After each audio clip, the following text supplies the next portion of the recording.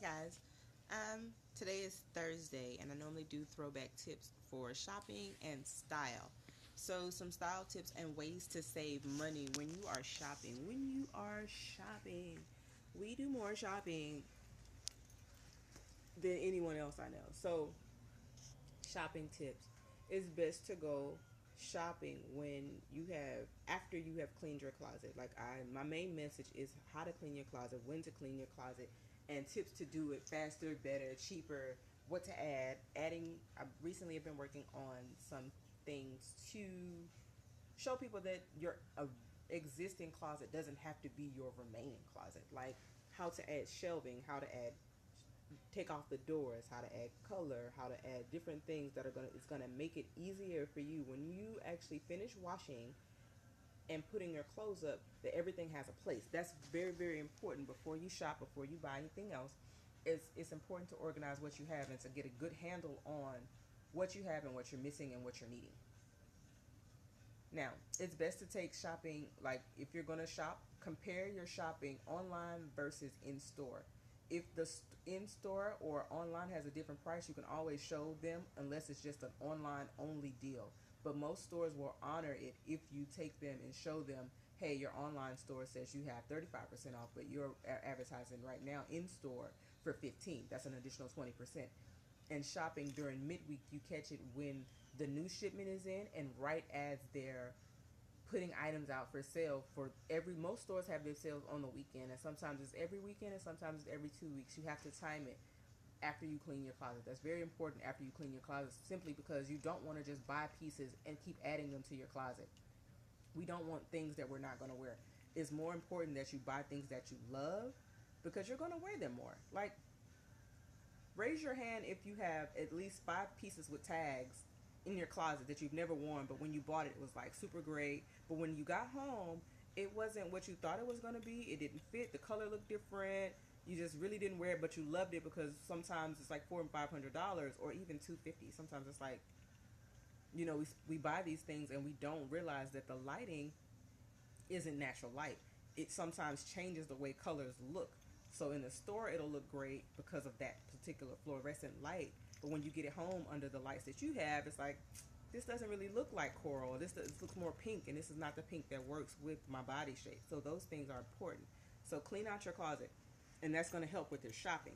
Now, when you're going shopping, like I said, it's best to go midweek because one, when you're shopping during midweek, it's not the rush and hustle and bustle of going on the weekend, because on weekend, that's when everybody has off.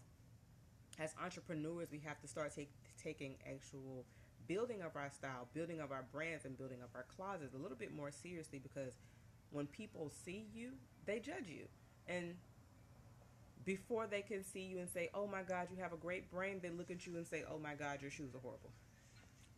But it goes together. When you're building a solid brand, it helps to have a solid look that goes with the brand. So if your brand is pink boxes, why not have something pink incorporated in your wardrobe? And if that's a color that you like, that works with your logo and that works with what you do in your business, tying your style to your brand's image is very important, because now, when someone sees a pink this with your logo on it, they know it's you. But when they see you in person, they see a pink scarf, they see pink shoes, they see a pink bag, they see something that identifies you as you. And when you're shopping and actually making sure that you're saving money on shopping, it's not about penny pinching. It's not about, splurging everything you got. It's about being smarter when you're shopping. Even people who splurge still have to look at their bank accounts at the end of the month and see where they are and what they've been doing with the money that they have. Shopping during the middle of the week, knowing about the store's layout, take a browse, walk around, see where everything is. Most stores change their layout, their store layout, daily. So if you don't know that and you're expecting everything to be there in a week, when you go back, it's not going to be there unless they change it back. And normally they have about anywhere from 5 to 10 different layouts. But most stores change their layout. Retail stores, private boutiques, those are the same. They change their layouts every 24 hours. So when they come in, they have someone to set up and bring in whatever new pieces they're bringing in and whatever they're having on sale for the week, because the sales week to week change. The layout week to week changes. coupons versus the store card. Most stores, when you go in, they say that you have to have the store card and you're going to save 25 to 30% or whatever when you sign up. And then you sign up and discover that, hey, I didn't apply, or hey, I don't, this is like affecting my credit. You can still get the store gift card, put money on there, and still receive those discounts. Also, after you've cleaned your closet and you know what you need, shop for the things that fit you well. If you have a pear shape, then the more tailored pieces should be on your top. That would be your blazers and your shirts and things like that. Those would be your tailored pieces to give you structure, to also balance out your top and your bottom. So wherever you carry your weight, you want to balance that out. No matter how you carry your weight, whether you have a lot up top or in the middle, you want to balance that out with your whole length of your body. So if you have a short torso, things like that have an effect, and you want to take that into account when you're shopping. Shop quality versus quantity. The things that you buy in quantity would be like panties, bras, socks, those things. If you some people don't want to spend more than $20 on a bra. If that's the case, go to Victoria's Secret.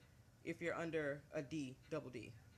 If you're over that, you have to actually research which brands carry, bras above double D. A lot of brands don't, and then the ones that do, not all of them fit your skin tone. So these are things that you actually have to research, because when you're going to the store, the sales associate only knows what they've actually been told and what they've actually studied and prepared and learned on the experience of actually experiencing having to deal with different types of people, because everybody that comes into the store is not the same size. If you are 5'5" and under, you're considered petite. And if you are petite, then you should have a list of brands that work well with petite women's. There's actually petite misses, there's actually petites, and then there's petites for plus size. So you need to figure out how tall you are, where you fit in. Sometimes that's, people don't consider that. They just go on the rack and look, and it's not what they're expecting. And then I've seen women break down and cry, and that's heartbreaking, because they didn't take the time, or even the salespeople didn't have the knowledge that they were needing. Their job is really to sell you stuff.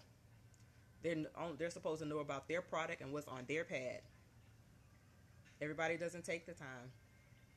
And I wanted to change that. I still want to change that. When women shop, I want them to be informed what fabrics are safe to wash. Which one should you hand wash? Which one should you put on the line and dry? Like, some fabrics aren't meant to go in the washing machine simply because of maybe the heat, or some things are meant to go in the dryer. Your bras, because of the wiring and the rubber and things that are in your bra, that you're supposed to hand wash your bras or put them in that ball. But I've from $0 to $10,000, I've seen people throw them right in the washer and never really care about how they're supposed to. It's just how they've been doing it. And sometimes how you've been doing it isn't the best way to take care of that particular fabric. I hope these tips help, guys. I'll be back tomorrow with some more. Until next time, stay fly, guys.